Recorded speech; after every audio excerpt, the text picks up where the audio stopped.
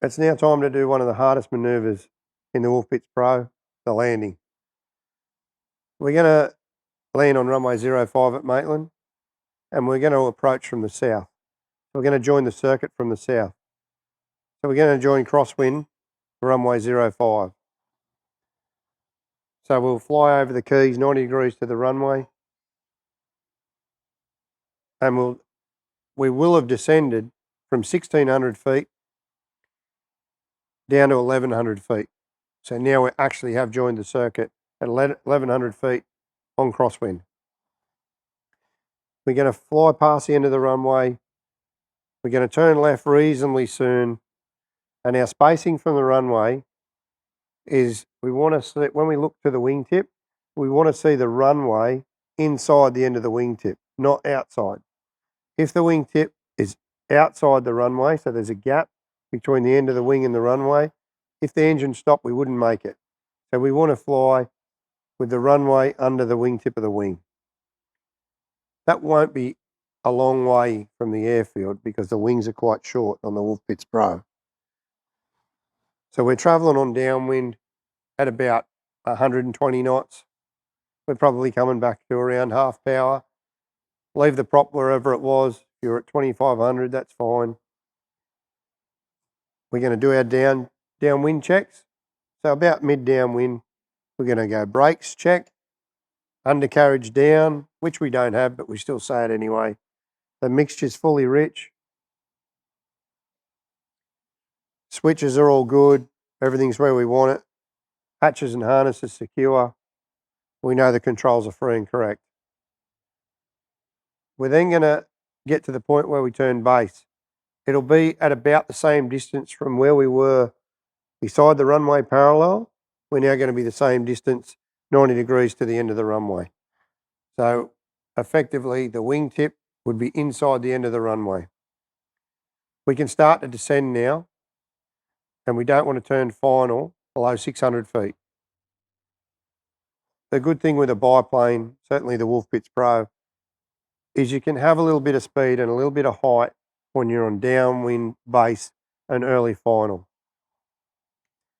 As we turn final, we want to come back to about 100 knots early on, and we're going to reduce that to 90 as we come down final. We're going to side slip the aircraft because we won't be able to see over the nose as we're starting to round out. So we want to check that the runway's clear, check that no one's going to taxi out in front of us. We're going to side slip. So we're going to have left aileron and right rudder. So effectively, we're going to fly down like this. We're going to be looking through the cabane strut, the struts that hold the top wing. Going to be looking through there to see the runway. You're basically going to put the cabane on the center line of the runway for 05. Come down at 90 knots. As we get close to the ground, at around that 30 metres, 50 feet type area, we're going to come out of the slip, so back to neutral on the rudder. We're going to round out with the elevator. It's very important here that we come completely out of the slip. Most people learning end up keeping a bit of slip on. It's very important for the touchdown and the flare that we come all the way out of the slip. And we're going to pretend that there's no crosswind. So we're just going to round out. We're going to look to the 45. We're going to glance ahead. 90 knots. Round out.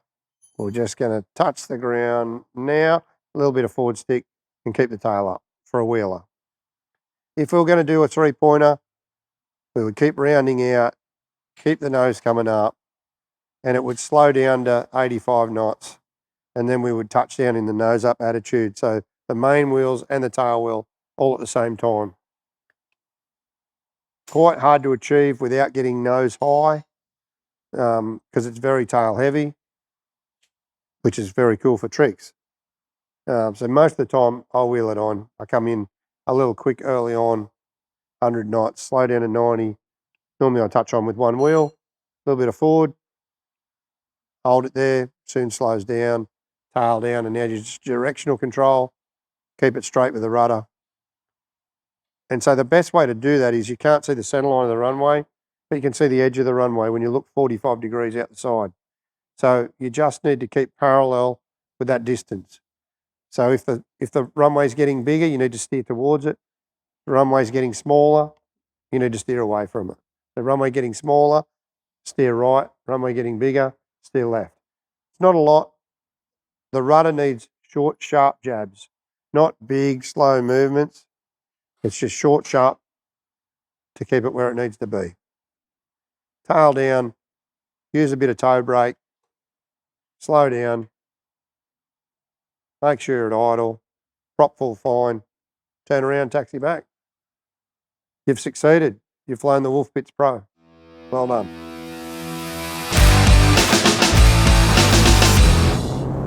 Just short cross, we get the Wolf Bits. We're at 1100 feet. Here we are in late downwind. We're 30 our section pretty quick.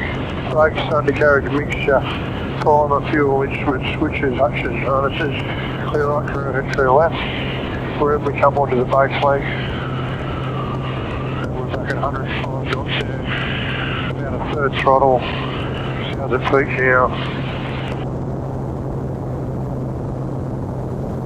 Coming back on the tower, clear right, clear ahead, clear left. Around the corner we go, we're going to set it up into slip here, 700 feet now. Going to line the cabane up on the runway, coming back on the tower. Power, undercarriage, flaps definitely good, fuel good. And coming back on the power, coming out of the slip now. And we're going to have to put the right wheel on first. There it is. And get the tails down, stick back now. You can use a bit of brake.